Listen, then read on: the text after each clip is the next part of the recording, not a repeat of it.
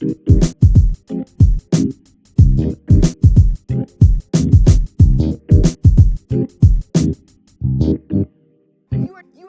are not doing this for the sake of art. Only things that are created and not destruct. Whatever it is to look forward to and whoever it is to chase that I name it way.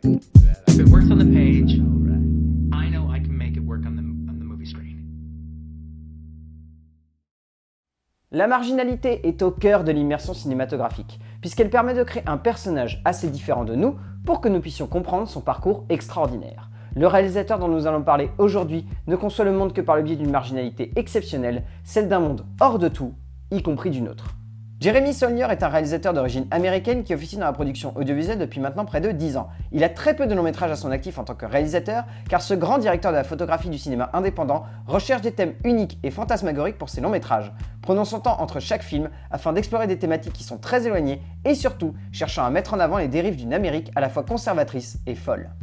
C'est un metteur en scène de grand talent qui conçoit l'univers de ses longs métrages comme des instants cathartiques et extrêmes pour les spectateurs. Ses protagonistes regardent le monde comme s'il était sur le point de s'écrouler et ne semblent amenés à réfléchir que par le biais d'un intérêt qui semble personnel ou privatif au premier abord. Son regard sur l'homme est à la fois profond et pourtant simple. Il considère que celui-ci est coincé par une société qui cherche à l'idéaliser et c'est ainsi qu'il développe la base de ses longs métrages en jouant avec cet idéal de la vie parfaite. Ces personnages sont souvent plongés directement dans une forme de monde chaotique qu'ils ne comprennent pas pour ensuite mieux descendre directement vers les enfers et affronter un monde violent, sombre, acerbe qui ne cherche pas à les faire grandir ou évoluer mais simplement cherche à les détruire comme pour leur faire admettre la réalité de notre société. Une société que Saulnier regarde comme un ensemble vain, une idée que tout un chacun a le choix, rester enfermé dans celle-ci ou bien s'en émanciper et vivre en dehors de tout. Même si ces héros sont accrochés à notre monde, ils n'en restent pas moins repulsés et cherchent à s'en échapper. Par le meurtre, la vengeance ou même la musique, ces personnages ne veulent qu'une seule chose, échapper à la réalité du monde, comme si derrière cette réalité pouvait se cacher un véritable idéal, un monde où tout est possible et où chacun peut évoluer.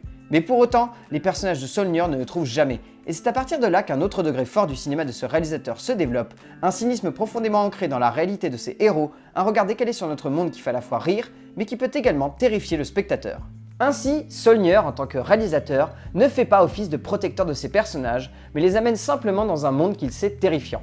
Il donne ainsi une place étrange au spectateur, cette sensation de ne pas réussir à cerner tout de suite le but du film, mais qui prend un sens ironique particulier à la fin de celui-ci.